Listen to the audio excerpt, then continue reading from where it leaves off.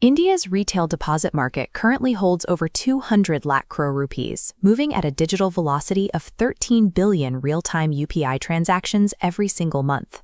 JPMorgan Chase generates $162 billion in annual revenue worldwide.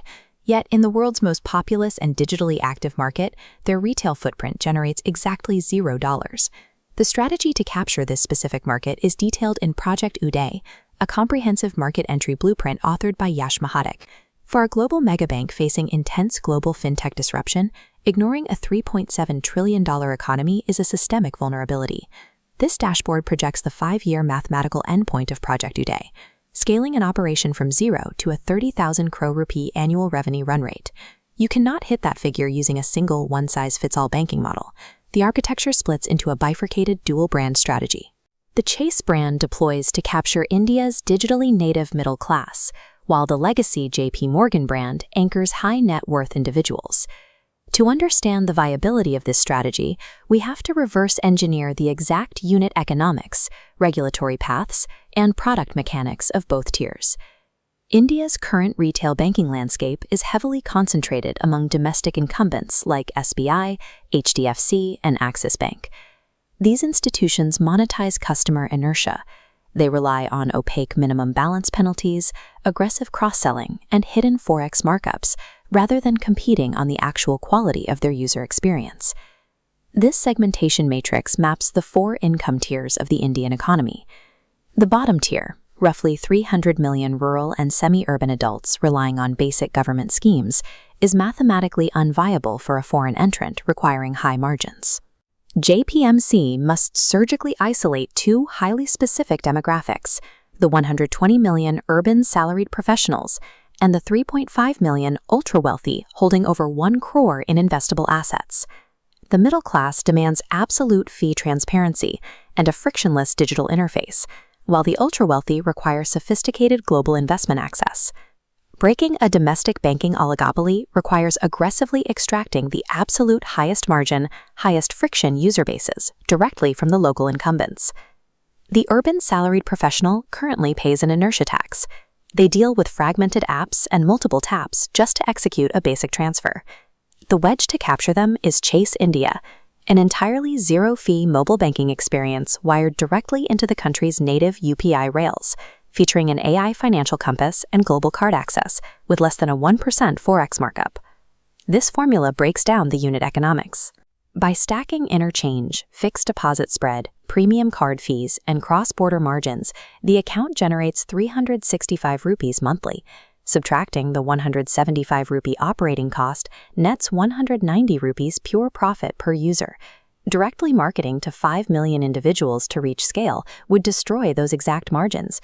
To solve this, Chase bypasses the individual and executes bulk salary account partnerships with massive multinational corporations and IT firms like TCS and Infosys.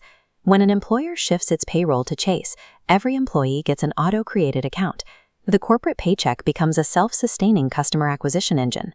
The second tier of the strategy targets the other extreme of the income matrix, India's high-net-worth individuals.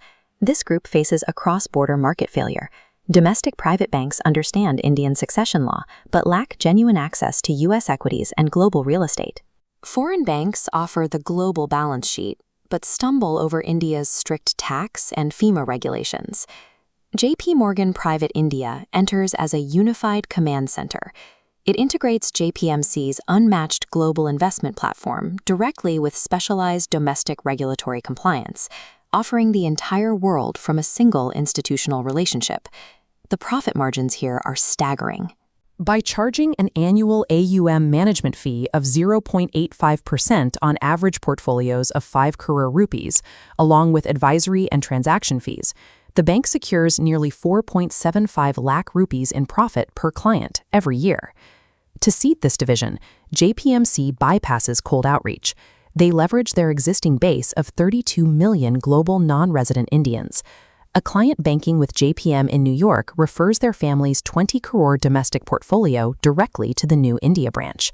The institution capable of consolidating a family's global and domestic existence into one dashboard captures that wealth for generations. This latter visualizes the core mechanic of Project Uday. a Chase customer joins at 28, earning 10 lakh.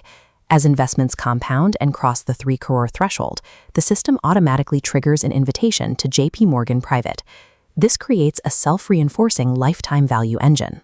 The pipeline carries a client from your first professional paycheck all the way to their family office estate planning, requiring zero additional acquisition cost along the way. Local incumbents cannot replicate this. They lack the globally recognized premium brand required to gracefully graduate a middle-class digital user into a private banking client. Executing these unit economics requires surviving one of the strictest regulatory environments on Earth. JPMC must first secure a wholly owned subsidiary license from the Reserve Bank of India. This demands a minimum of 500 crore rupees in initial capital and an 18 to 24-month approval process. Next is the priority sector lending mandate, requiring 40. Every byte of payment processing data must physically reside on servers within India's borders. Brilliant product strategy is completely useless without the operational patience and heavy capital investment required to build a sovereign nation's localized compliance infrastructure. Projecting 30,000 crore in revenue introduces massive systemic execution risks that require explicit, pre-planned playbooks. The first risk is the zero-fee trap. If credit card adoption stalls, interchange revenue drops, turning the accounts into structural losses. The countermeasure is a freemium model, an opt-in Chase premium tier offering higher fixed deposit rates and priority settlement to guarantee margin floors. The second risk is the deep trust deficit among wealthy Indians. After observing the 2008 financial crisis and the sudden retail exits of other global banks, prominent families are highly skeptical of keeping domestic wealth tied up in foreign institutions. To address this directly, JP Morgan establishes a publicly disclosed 5,000 crore rupee resilience fund, a capital reserve strictly ring-fenced to protect domestic Indian deposits. Finally, there is the threat of massive tech conglomerates like Jio Financial leveraging hundreds of millions of telecom users to dominate distribution. Chase neutralizes this by aggressively ceding the rural and Tier 3 markets to them, focusing exclusively on urban professionals, where the Chase brand holds actual weight. An institutional strategy is defined equally by the markets it conquers and the unwinnable battles it chooses to avoid. Project Uday delivers a complete architecture.